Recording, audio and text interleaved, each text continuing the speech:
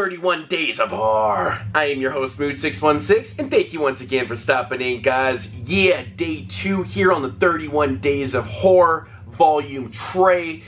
That is right, yes. And for today, I've got one that I just really wanted to rewatch. I haven't watched this film since this DVD first came out. I just had a craving to watch it, I guess, since I've been revisiting some shot-on-video stuff, more recently other films from this director.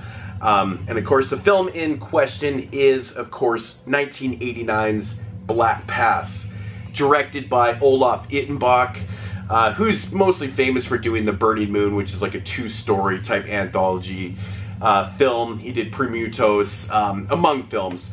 But this is his very first film, his directorial debut. He was about 20 years old when he did this film, so very, very interesting stuff. But getting into the synopsis of this one right here, basically it is about Olaf Ittenbach, who stars in this film as Tommy.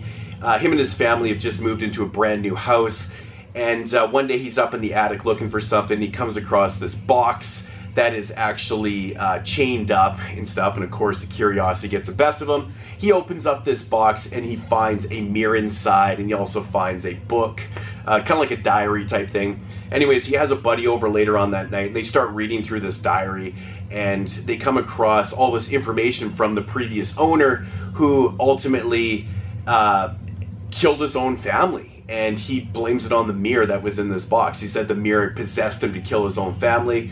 Things like that. Soon later, of course, they get this bright idea to hang the mirror up, and then crazy shit starts to go down. Tommy starts having crazy visions, his girlfriend gets possessed and she gets killed, and it just kind of escalates from there. He keeps having all these crazy visions of killing his family, and yeah, that's the film right there. So my thoughts on this film? Man, Olaf Ittenbach never disappoints, man. If you are a fan of shot-on-video films and gore, this is a must-see. In fact, pretty much all of Olaf Ittenbach's early work is must-see stuff. If you're especially into gore, man, you can't pass this thing up right now. Olaf Ittenbach, of course, stars and directs this film, and I think he does a really good job. I mean, let's face it, we're not here to watch an over-the-top, crazy creative narrative when you're watching an Olaf Ittenbach film. We're here to watch it for the gore.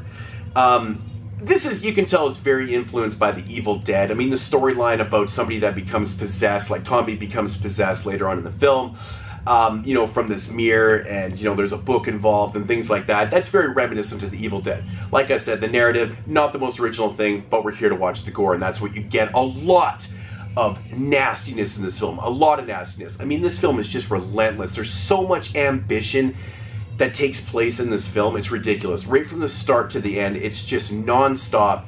85 minutes of non-stop gore, which I love. You know, it's a lot of like visions and, you know, kind of possessive type scenes and things like that, but it's just, it's awesome. So much great decapitations, limbs getting cut up, so much blood and gore and guts. Just everything you want from a film like this. It's very typical shot on video, but with Olaf Ittenbach, I've always found the production values in his films are so much higher than other shot on video products out there. And what do I mean? I mean, people are probably going, production values in the shot on video. And what do I mean by that? He actually edits his films pretty well. Like, they're pretty well done. You know, the sound effects are not over the top. Like, they're actually mixed in well. The music's mixed at a reasonable level. The production value in the overall product is there, and that's what I love about his films. They're easy to follow. You know, the narratives like aren't crazy and stuff. You know, it's everything just kind of comes together in this one.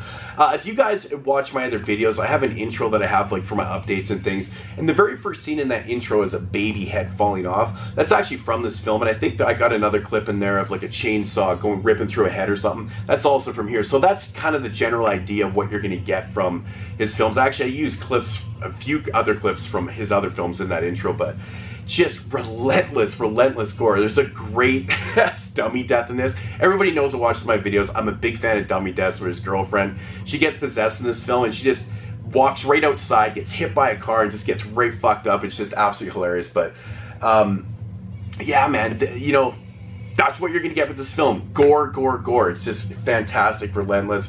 Absolutely love this film. Really great stuff.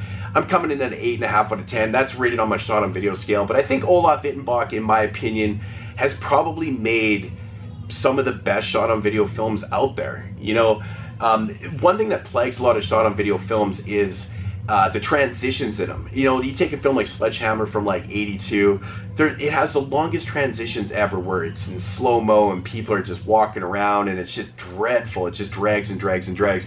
In his films, man, he actually has decent transitions. I mean, it does drag at minor points in this film, but for the most part, it's just non-stop action and gore. So check out Black Past, man. It is subtitled, it is in German, so you're gonna have to read the film, but let's face it, again, the dialogue, the plot, the narrative, not really overly that important to your experience while watching this film. So check out Black Past from Massacre Video. They did a great job with this. The transfer looks fantastic on this. Really, really good stuff. Yes, 8.5 out of 10. That is going to conclude day 2 here on the 31 Days of Horror Volume 3. Yes. See you guys tomorrow. No idea what I'm doing. Peace.